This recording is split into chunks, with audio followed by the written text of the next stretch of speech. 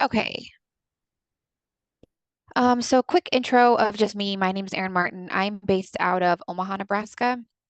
I have two sons, one who is 17, he's a senior, and then my baby, he's still my forever baby. He's actually 10 years old now. So we've been on our journey for a very long time, 10 years, but it feels like 30. Um, but so far it's been very successful. Um, Let me go ahead and share this really quick. I gotta move this screen around here. Um, okay.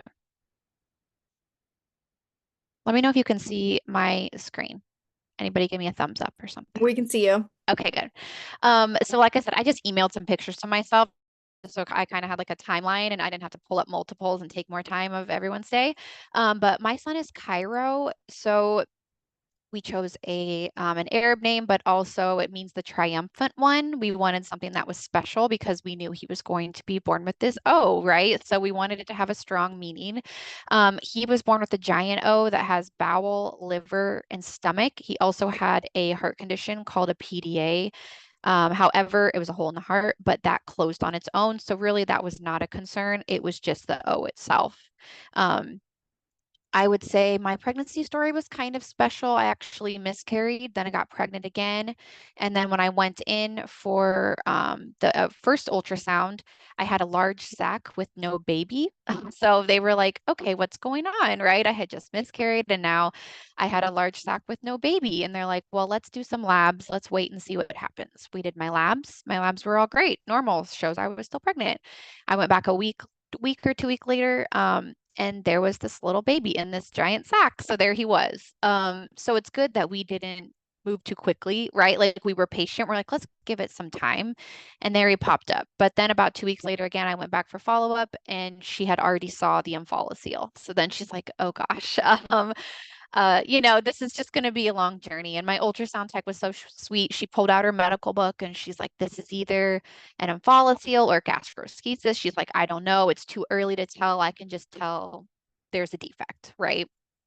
Very forthcoming, which I appreciate. She knows that's my direct personality. Um, but my pregnancy, it was long. I mean, I worked full time. I had to do non-stress tests every other week. I had to do biweekly specialist appointments or every other week with the specialist. I had to do echoes because we knew there was a heart condition, right? So I did all the genetic testing.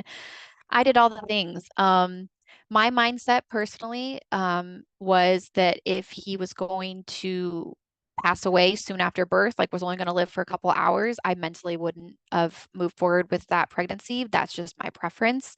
Everyone is entitled to their own, but that was my opinion on it. Mentally, that's not something I could handle. So I did all the genetic testing and they're like, no, looks like it's isolated. So I was like, okay, I can handle that, right? Like, I can fix that. I can make it work. Mentally, I can handle it. So move forward with my pregnancy. We ended up delivering at 39 weeks via C-section at our local children's hospital. I actually got permission or exception. They actually do not deliver babies at the children's hospital, but my specialist pushed for that. He was like, "We can deliver at children's. We can get permissions, and then you'll be there with your baby." So that's what I did. I delivered there. It was a very hectic moment. Like I felt like when I was being pushed into the delivery room, it's like it was this giant room, white lights everywhere. And it felt like you were in a TV show, like a medical TV show. There's people everywhere because they all want to know about this baby and this defect. And it's a learning school, which I appreciate. Because what some of you had said, like you try to Google it and it's not great information or it's inaccurate information. Um, so I wheeled in there and there's two sides and they C-section, they took him out and then they pushed him to the other side behind these glass doors and they just started. And that's what the first picture is of. That was them on the other side, looking him over, giving him oxygen. That's his giant O that they had wrapped up. It wasn't broken, so it had that clear skin over it. Um, but that's what this first picture is of, is that first day essentially. And then the journey started, right? So like here's his follicle without anything on it. This little red patch is a patch of new skin forming, which is good. We want new skin. And then they had a cream that they were putting all over this sac. The sac was very clear, very thin. you could see the organs on the inside. So I was happy with my decision to get a C-section, because I was worried that sac would break. And when I saw it, it was very, very encouraging. Here's where the skin started to grow. So ultimately, the skin grows over. This turns kind of green, crusty, it falls off. Here's like a progression photo. Um, Here's kind of what he looked like when he had clothes on. I always said he just looked like a little pregnant baby. Um, so this is what it was for 6 months. So during those 6 months, was it stressful? The answer is yes. We were in the NICU for 30 days working on feeding. We got discharged home and we were back in the NICU 2 days later. He had constant vomiting. It's all feeding issues. And I think when I went into this journey, I did not anticipate my hardest thing was going to be feeding issues, and it was. Um, so that's what we worked on. And of course, you're wrapping these organs, right? Like you're pushing them tighter into that abdominal space, trying to make room, and you're pushing other organs out of the way. So in turn, he did have lung collapsure. He had to do therapy on his lungs. He did have bilateral inguinal hernias, so we had to repair the hernias. And so there are a lot of surgeries that went into the 6 month time frame, but the first 6 months were the roughest ones for me personally. Um, and it was mainly feeding issues and then creating space for those organs to go. Our goal was to do surgery at 1 year. That ended up getting pushed up to 6 months because of the feeding issues. He had this NJ tube, so we fed directly to the jejunum. That's a bridle on it, so he couldn't pull it out. Bridle is rough, I will say. But ultimately, we had to feed all the way down to where because he had slow gastric emptying, we couldn't feed directly into the stomach. Um, so once we repaired at 6 months, that's what these pictures are. Because like I said, we pushed it up, then we could place the G button. This G button was a game changer. It was a lifesaver. Because then we could feed directly into it. He didn't have a tube down his nose anymore. Um, and that's when he really started to grow. Like he got to be a thick baby, which was nice because he was always so little. You'll see often, especially in the omphalocele groups, they talk about how these babies are little. They are. They're always going to be small in size.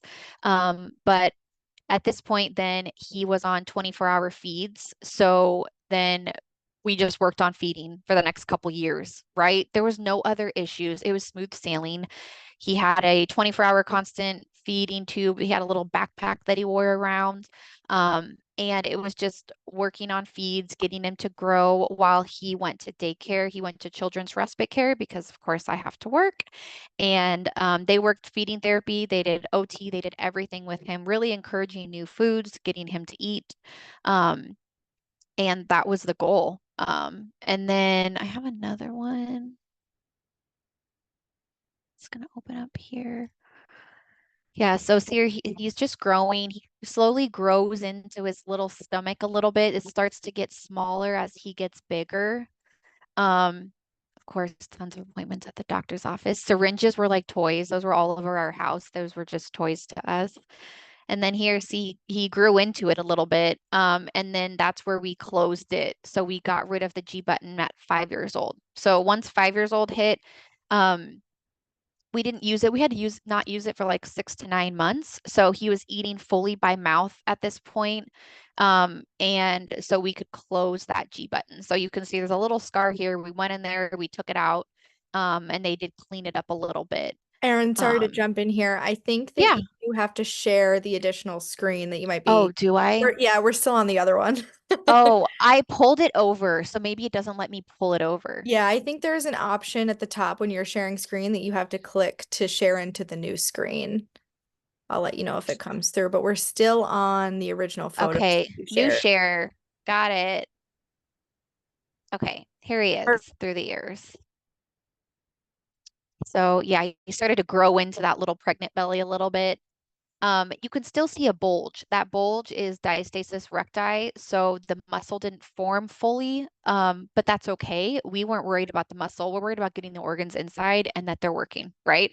That's something we can fix later on in life. So yeah, here he is with a syringe. Loved syringes. And then as he got a little bit older, he thinned out a little bit. He's still a skinny kid today, but um, this is where we fixed it. So you can see the scar here. But he still has this bulge, and he still does have that bulge today. Oh, that's one's in here. That's him and his brother. Um, Here he is in Hawaii on the beach. Yeah, you can still see the little bulge here. I tried to find pictures where you can actually see a stomach just so you know what to expect. Um, and then let's see. I'm trying to think of what else. But yeah, ultimately, all through these years, we were just wrapping it. We did day-to-day wrappings, working on feeding therapy, got rid of that G button at 5, and then he was just back to living his best life. I would say now, just to preface on um, what he looks like today. So this is him now. He's 10 years old now. He plays competitive soccer.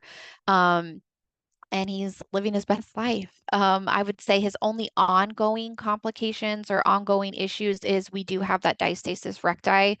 So we will need to fix that at some point. They're thinking like in his teen years, when he gets older, we'll go in and correct that. The other issue is his gallbladder. That is an issue now. He has gallstones. We really do need the gallbladder out, but that's not something I would like to tackle at this time. And our surgeon feels the same way. Ultimately, it's not an easy gallbladder removal like it would be for a kid who hasn't had a bunch of surgeries, right? There's scar tissue, it'd be invasive. And I don't really want to open that can of worms. And that what if you nick another organ? Or what if, we go in there and then some of the other organs stop working? So it's not anything that we're going to tackle at this moment. He knows that, he takes Pepto. He kind of knows how to medically manage through it. Um, he's still I would say these kids, like, this is my opinion, but like these O kids are, um, what's the word I'm thinking of? You want to put them in a bubble. Like for his whole life, it's like if they're going to get sick, he gets sick. He got the flu and it turned into he couldn't walk the next day because the virus was attacking his legs. It was myositis is what it's called. He also unfortunately got a traumatic brain injury on a trampoline a year and a half ago, and he had to have brain surgery. So it's like at the end of the day, he is special in that you want to put him in a bubble because he has so many ongoing medical issues. But these kids are fighters, and it's like it shows it today. I mean, he plays competitive soccer. He also plays basketball. You wouldn't know the life that he has lived today. Um, he is small in size, but he's fast. He doesn't eat any sugary foods because he was tube fed for so long. He doesn't like sugar. But he eats like a grown man. He eats so much food. But like I said, you wouldn't know any of these things have happened to him. So that's our story. Awesome. Thank you so much for sharing your story. Yes. All right, we will turn it over to Carly. If you're ready, you can pop in whenever. Hi guys, my name is Carly Blake. My daughter Mackenzie was born 5 years ago. She's 5.5 right now. She just started kindergarten. My husband and I struggled for a very long time getting pregnant. We had children late. I'm 41 now. But I had been in a car accident in my mid-30s and had to have surgery, and kind of everything was pushed off. And so it was very difficult for us to get pregnant. So when we had just about started the process for IUI, and they missed a cycle, and I found out I was pregnant anyway. So at that point, I was 35, and of course, they treat you like you're 135 when you have, the geriatric pregnancy, as they call it. And so I was already being watched very closely. So at about 12 weeks, my husband and I went in for our normal fetal maternal ultrasound. I guess they call it the early anatomy scan, and they found an omphalocele. And this was never a word that any of us had ever heard in our entire lives. I mean, I worked on a medical TV show for many years, and I've heard the word gastroschisis, but I had never heard the word omphalocele in my life. And so I was terrified. They brought us in the room with a geneticist. she was awful. They're telling us to, honestly, to this day, the doctor we met with, I call her Dr. Death. And I know a lot of the moms will concur that they tell you abort, abort, abort. So my husband and I, that was 12 weeks. They said, okay, we need to do a CVS test, a chorionic villus sampling that day. I was terrified, it was Thanksgiving weekend. And so that's what we did. My husband had an emergency at work, he had to leave. My mother had to drive me back. They did the CVS, and then we had to wait 3 weeks. They said, there's a 40 or 50% chance that there could be some sort of genetic defect. And my husband and I pretty much made the decision that day that we would take it one test at a time. Because we had tried so hard for her. At that point, we knew it was a girl, and we had tried so hard, and we didn't want to lose all hope, but at the same respect, we had to be prepared. We were realists as well. And so the CVS was long and an arduous task. My NIP test didn't have enough blood, so I couldn't even get a gauge on that with the major trisomies. So we waited, and they slowly came back, and everything was clear. At about 20 weeks ish, I want to say maybe 18 weeks, I was then being monitored every couple of weeks. They thought they found a VSD, a ventricular septal defect in the heart. Actually, they felt that they found two. So the next day they sent me, I'm in the New Jersey area, so I'm right outside of Manhattan. So they sent me to Columbia University with a very high level fetal cardiologist. And she said, there's no VSDs here. Your child has no heart defect. I said, okay, great. But they're like, but we want to recommend, you're going to start meeting with surgeons, and you're going to start meeting, you're going to do another fetal echo later. And we recommend an MRI. They were concerned about, I think, trachea and anus formation at the time. Again, and on my first child, and I'm hearing these things, and I'm like, what? It's overwhelming. So the cardiologist gave us good news, but then we met with the surgeon, and he's like, yeah, more than likely your child will be here for a year. They'll be on the trach, they'll be on, TPN and tube fed and all this. And I had never met with another surgeon, and I was very overwhelmed. By chance, we met with our local hospital, which I wasn't even considering. It's called the Valley Hospital in Ridgewood, New Jersey. And I had never considered going local. At the very least, I was going to look at Hackensack University, a teaching hospital, which we go to now, or CHOP in Philadelphia. But we thought, let's just meet with this doctor, see what they have to say. And she blew us away with their NICU. And she said, meet with this surgeon, who we did. Dr. Fred Alexander, who's now retired, but he gave us hope for the first time. He says, your daughter's trending long. My husband's very, very tall. Your daughter's trending long. He says, I'll be able to repair her within a few days. And again, we hadn't heard the word paint and wait. We hadn't heard the word, we hadn't heard any of this stuff, because I didn't join this group till much further down the line after she was already born. So all I had was Google and doctors, and it's not always the most reliable information. So he gave us hope for the first time. He explained everything. He drew a picture. I'll never forget. He drew it right on our paperwork, whatever it was. The negative was he was completely out of network of our insurance, and they're talking hundreds of thousands of dollars of bills. I was working for Major League Baseball at the time, and by some grace, an angel met with United Healthcare, and they accepted every dime in network, which we're talking $300,000 at least out of pocket. So the pregnancy itself was not a physically difficult pregnancy. I know a lot of people have had physically difficult pregnancies. It was more the emotional stress of the MRIs, the constant echoes, the non-stress tests, and they were concerned about my blood pressure, because there's a history in the family. And my doctor said, my OB said, we're going to deliver 37 weeks one day. And she says it will spike after that. So I had a pre-planned C-section for that day, and my blood pressure spiked right after I had her. I mean, when I tell you, she called it to a T. My daughter was born screaming, as she's still screaming to this day. She was almost 7 pounds. She was full, bigger than they thought she would be. Um, Her omphalocele contained liver, and spleen, and bowel. So I can actually, I'll share my screen. I'll show you a picture. They wanted to let me see it at the time when they pulled it out. I was a little overwhelmed by that, so I didn't see it till pictures. Just bear with me. I'm trying to share the screen. There we go. You guys see it? Good. Okay, so that's what I saw when she came out, was just a room full of what seemed like 100 people. I know it by no means was 100 people, but there was NICU staff. Her surgeon was there. There was NICU nurse. The woman on the right is my obstetrician. The man on the left is a general surgeon. And she came out screaming.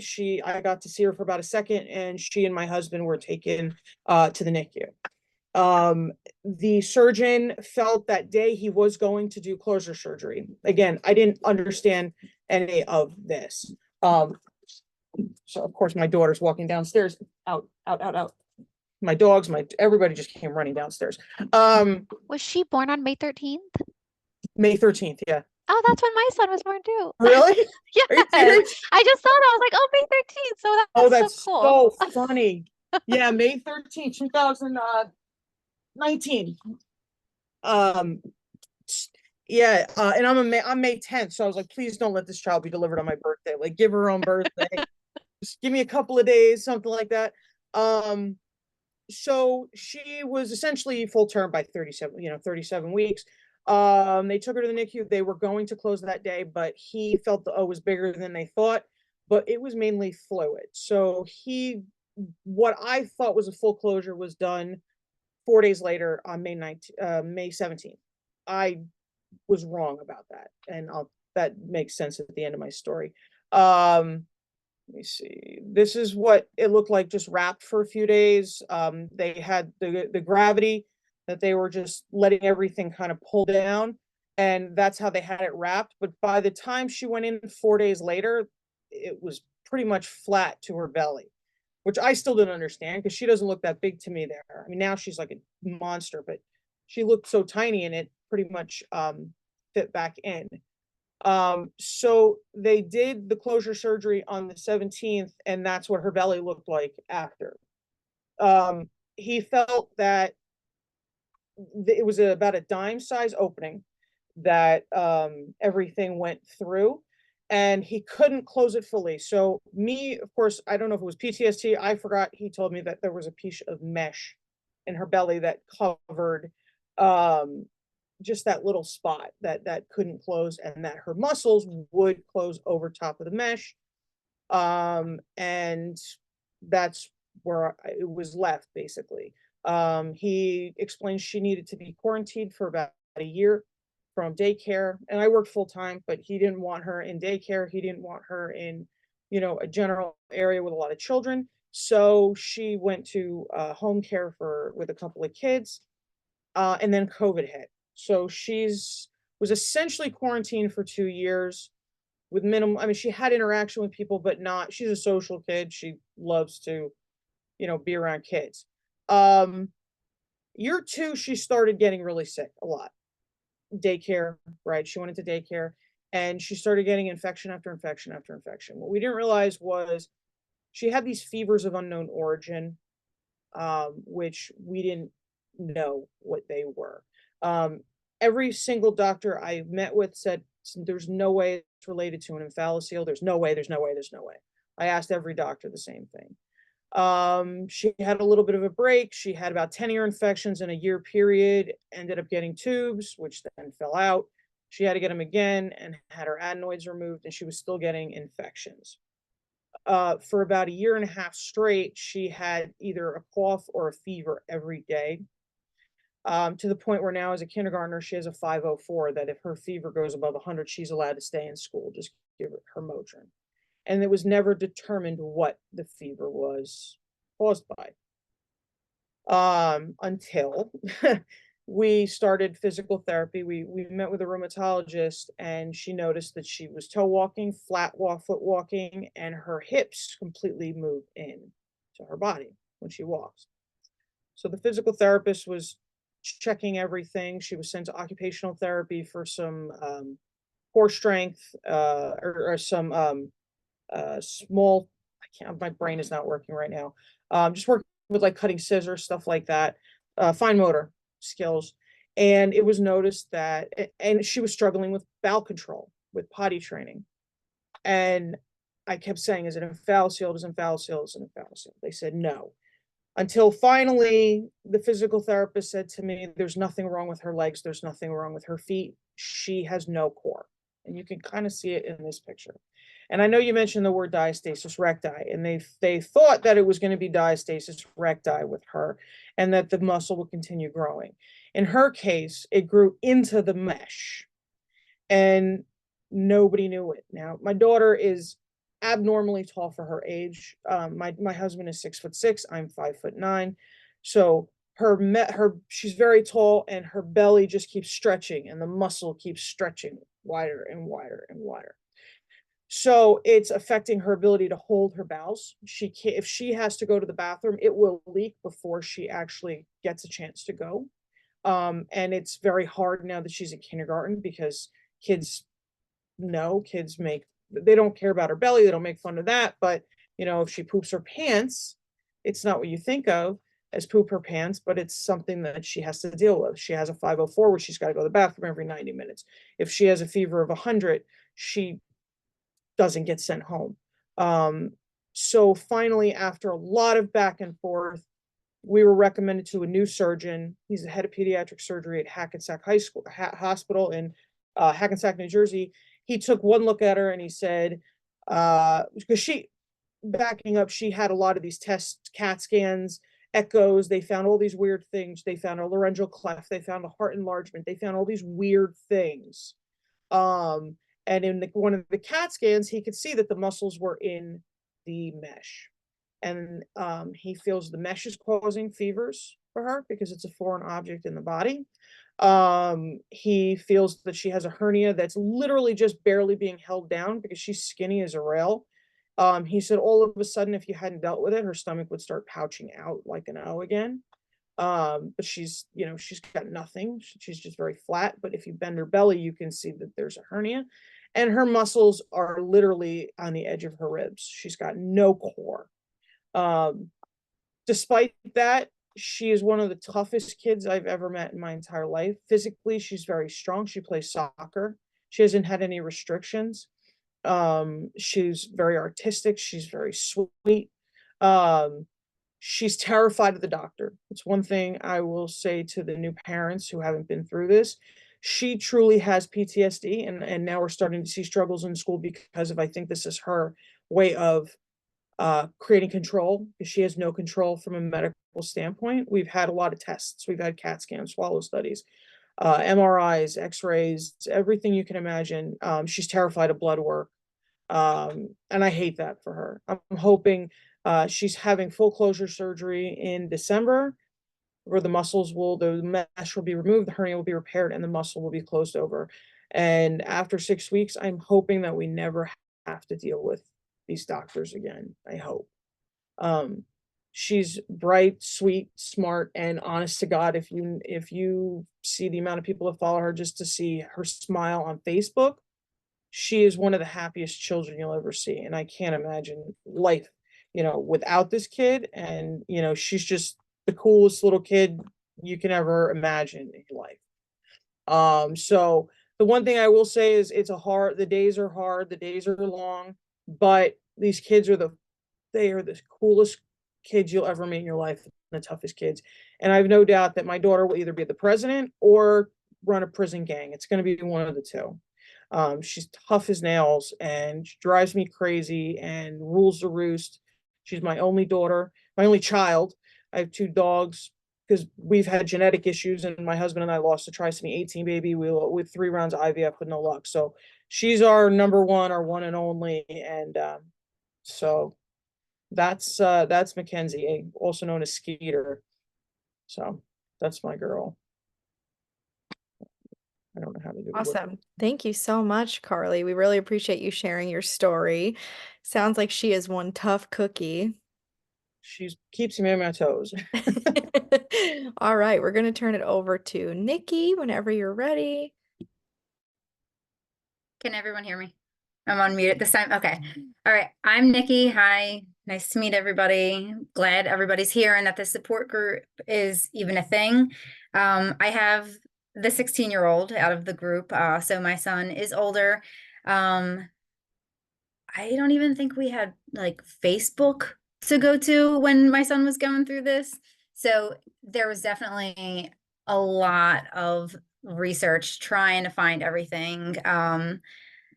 So I was pretty young when I had Moses. I was 20.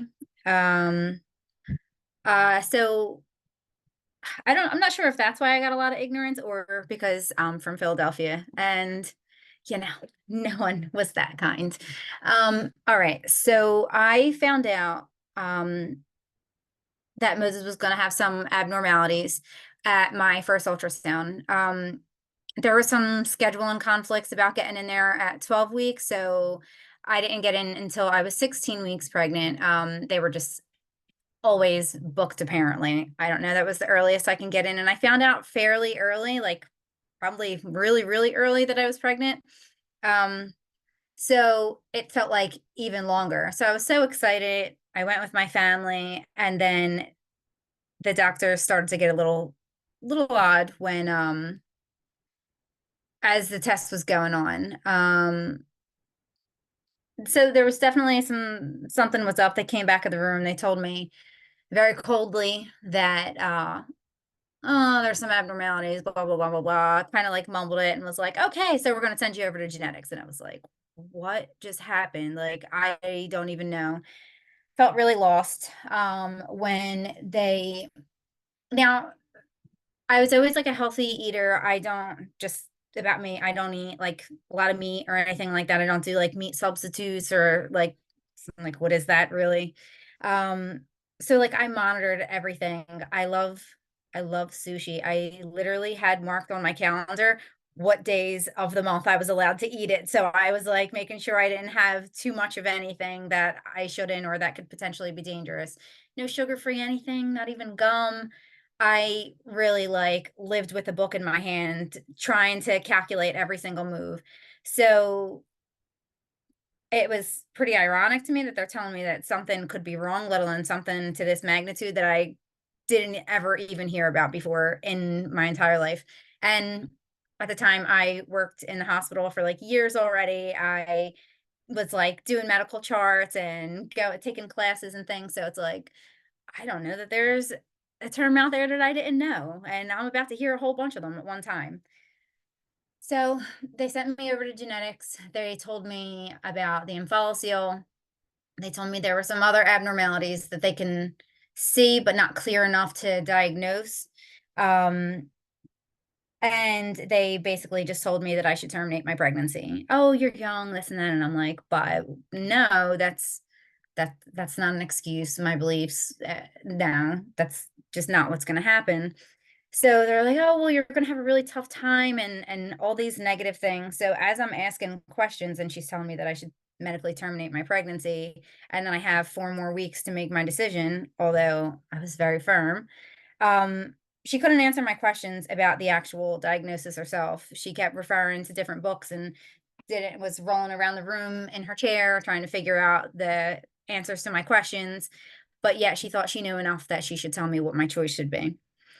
So I left there, made my follow-up appointment, made a bunch of other appointments for all different types of testing, made some more to go back to my regular OB, and immediately got home and just got straight to work. Like I didn't have time to be upset. I had time only to figure out what was going on because I need to be prepared to go into this next appointment. I did a bunch of research online as much as I could. Nothing positive, like everyone else has said. Which is another reason why I try to be as vocal as I can about everything, because my son's 16 and I still haven't found someone older than him out there to like see how things look for him. I did find this site. I sometimes I still look for it and I am not able to find it. It was called Cafe Moms, and it was just a forum for moms to all talk to each other for regular pregnancies, healthy pregnancies, through cravings about your pregnancies, literally every single topic. And there just so happened to be one about omphalocele. So there were people that I talked to from like all over the world that I was able to connect with. And I was really grateful for that because I talked to them through my entire pregnancy. And although my son, so what he wound up having is pentology of Cantrell. So it's omphalocele is 1 in 2,000, I believe, at the time of my pregnancy, and pentology of Cantrell for a live birth is 1 in a million. And it's usually they don't live long after that, so that's just a live birth. So it's even more just putting things against me and him. So I found out everything that I could. At my next appointments, I was told that it's looking like he has pentology of Cantrell. Then each of the things that go within it. So so his was giant omphalocele with liver and gallbladder, diaphragmatic hernia. Sometimes I write them down because there's all right. Pulmonic stenosis. His pericardium sac wasn't complete, cleft sternum, and pulmonary hypoplasia. He's still in the PHP program at CHOP. I was able to deliver at CHOP because they opened up the SDU, the special delivery unit, while I was pregnant. He was the 29th baby born there. I was supposed to be first surgery. There was a complication that someone had, so they went before me. Side note, preparation for the hospital for parents that are still yet to go through this. What you go through is going to be really, really difficult. What you see in there is another type of difficult. You see babies celebrate their birthdays there. You see babies not go home. You see a lot of really messed up stuff, and it's sad. Sometimes you're grateful for everything you go through, but to have that, each little milestone, sometimes you're a little envious of the kids who do get to go home and you're like, oh, when's it going to be my turn? When's it going to be my son's turn? It's really tough. And then sometimes you see a baby that's never going to go home, or a baby that's never visited, or you see families lose their home because they can't go to work because they're sitting by their sick child's side. And it is tough. It's 16 years later and it's still really tough. So I went into, they gave me the tour, everything like that. I had a lot of my testing done there, so I would be more familiar with the hospital. I chose to only do tests that weren't invasive. They told me that there were risks of trisomy 18, that they just a lot. With pentology of Cantrell, there really is no positive outlook. So it was really tough, but again, I did all the research that I could. I did MRIs, I did the 4D ultrasound and everything like that. And I noticed that when I was doing my research, trisomy 18 and plenty of these other things, they do have a lot of physical characteristics. And I reviewed everything, and I'm looking at it, and I'm spacing out his fingers, and I'm going through all the tests and all the scans, and I'm seeing what their normal ranges are, and I'm seeing if everything physically matches how he should look outside of the abnormalities that I know that he does definitely have. And I had a whole panel of surgeons call me stubborn to my face. At least they said it to my face and not behind my back. Those things were probably worse. But I was firm in my decision. It was my body, my baby, and I feel like that connection between mother and the thing that's growing inside of them is stronger than any person's book can tell them is a possibility. I went over it with other doctors and things like that. My OB, she kind of had my back. So that was really good. And because, sometimes I'm like, am I crazy? Am I just so like, am I being delusional that to where the point I want everything to work out? So I'm creating this connection in my head just so it does. And she's like, no, I think you have all valid points. I see no physical characteristics that, identifies anything else. I did have to have a scheduled C-section. They didn't want me to go through labor or anything like that to stress him. My original due date was August 22nd. My C-section was scheduled for August 19th. That I had him in the morning. I am so happy that the SDU was a thing because I wound up needing another surgery and a transfusion. So I would have probably not seen him until multiple surgeries later. With my son being older, I never even heard of Paint and Wait until I found this Facebook group. And I was like, wow, it's this, like, they're changing methods now. That's cool. I did sign some things so so my son's chart can always be followed. They can, so there is more information for other parents as time goes by. They did his first surgery at 22 hours old. I was still in a wheelchair. I barely made it. There was like, I didn't even see my son. I saw pictures of my son. I didn't get to see him after he was born or anything. That was really tough. There there's just so much. I feel like I'm all over the place. Um, so he had his first surgery, 22 hours old. It was the partial. So each time it wasn't just the closure of his omphalocele. With the first one, they went in and they fixed the pericardium sac. They connected it so it would grow together, and his cleft sternum, they closed his chest somewhere. They pulled it together and put some clamps in there, tied it down, pull the skin a little more together. They did 3 surgeries like that, and then the 4th was supposed to be the final and complete surgery to close everything. Through everything, he was on the feeding tube. He, had oxygen here and there and things like that. Just no trach. It was a lot, but it was all complete by the beginning of October when he was supposed to come home. He started to get really fussy, which through everything, surprisingly, he was not.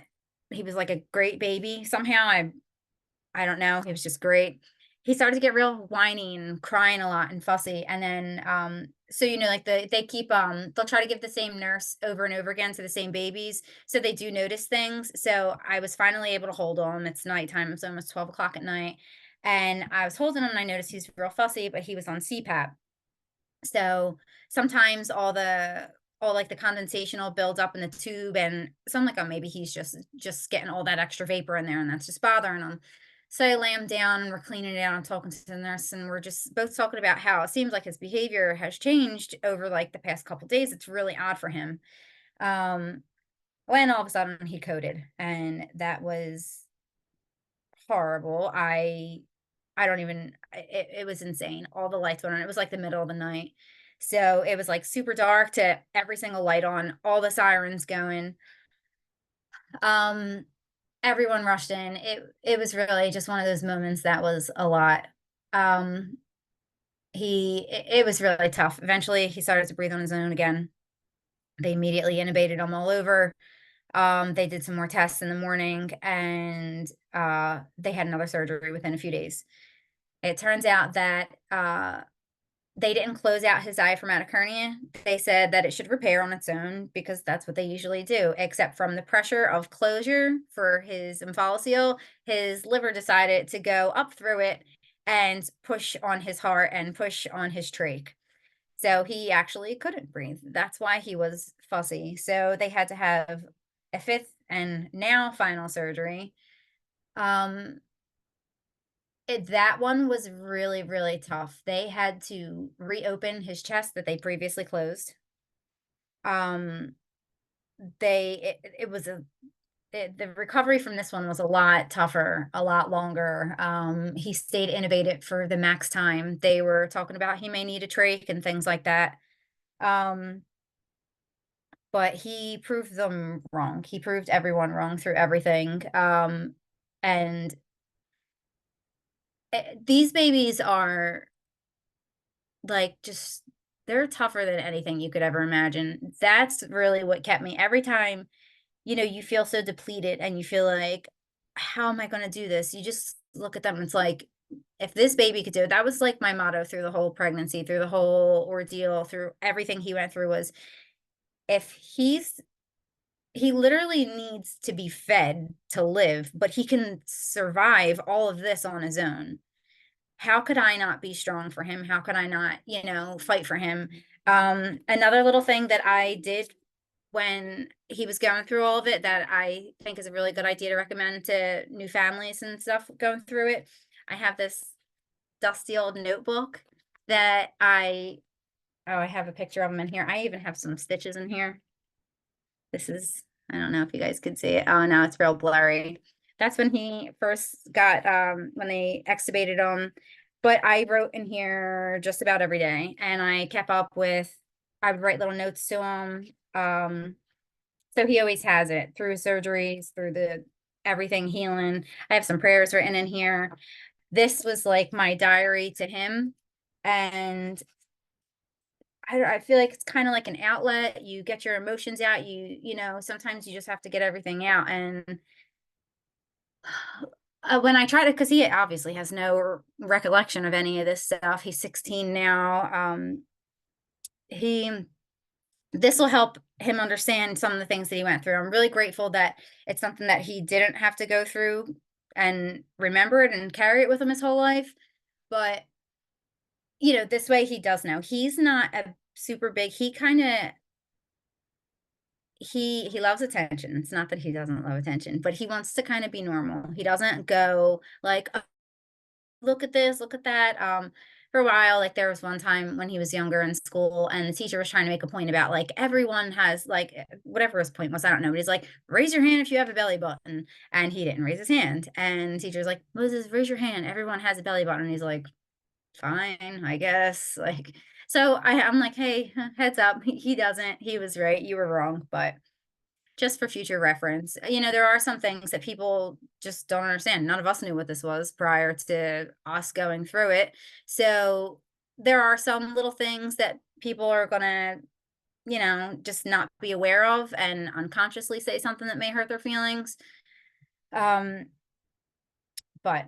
he's a boy, so I don't know if it's just a boy thing, but he definitely went through a phase where he told people that he fought a bear and he won, but he has a big scar from it. He so outside of all of his surgeries, so once he had that final fifth surgery, he, it was really tough.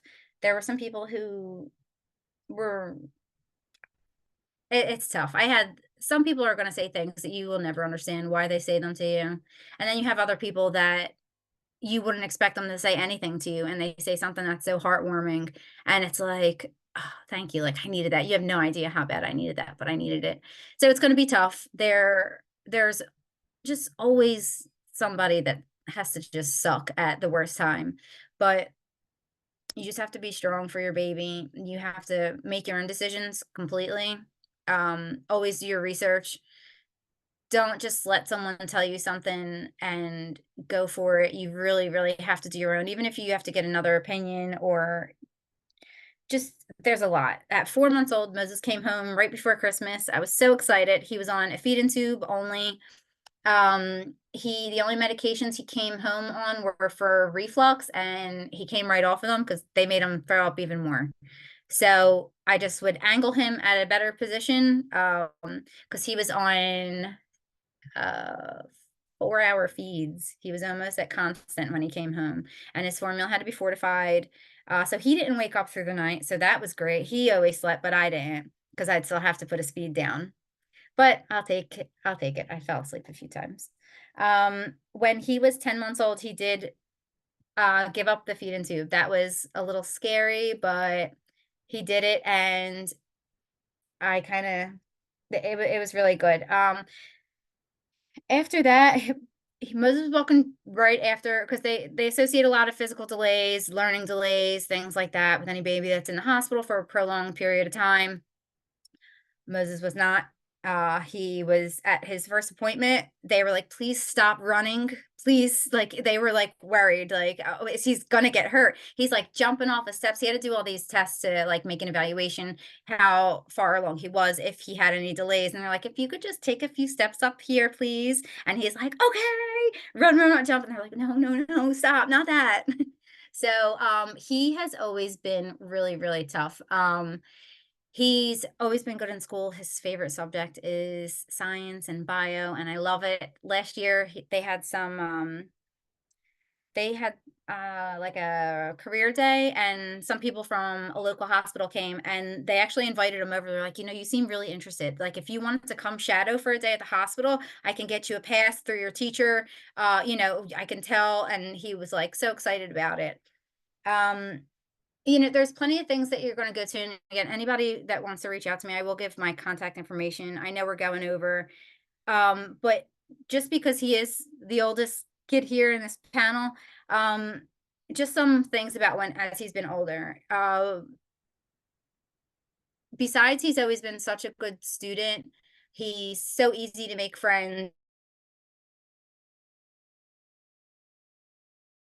They always love him. He has been, do you guys still hear me? It says my internet stable's unconnected. Okay. He has always played sports. My take on it was, if I treat him like he can't do anything, then he's never going to do anything. If I let him decide, as far as from a medical standpoint, they said his restrictions are his restrictions. He can set his own restrictions. There's none from us. Cardiology, pulmonology, everything, every aspect, he was clear. He wears glasses. That's it. But so I said, my mom was like full on grandma mode. Oh, he can't do this. Don't let him run outside. He's going to scrape his knees. And I'm like, if I treat him like that, then he's never going to do anything. Like, she's like, what if he falls on his chest or anything? And I just not let him play when he was around her then. But he has always, his first sport was soccer. He played, and then the only goal he scored was in the other team, for his own team. It wasn't good. So he didn't stick with soccer. He did ice hockey. He does like it here and there, but his go-to favorite is football. And he started that when he was 7. That was probably his third sport then. He has never given up on it. He has played for a lot of teams. Like local to the area, there's like some teams that go throughout the year that you have to like try out for, and he gets it. He's usually like one of the younger guys.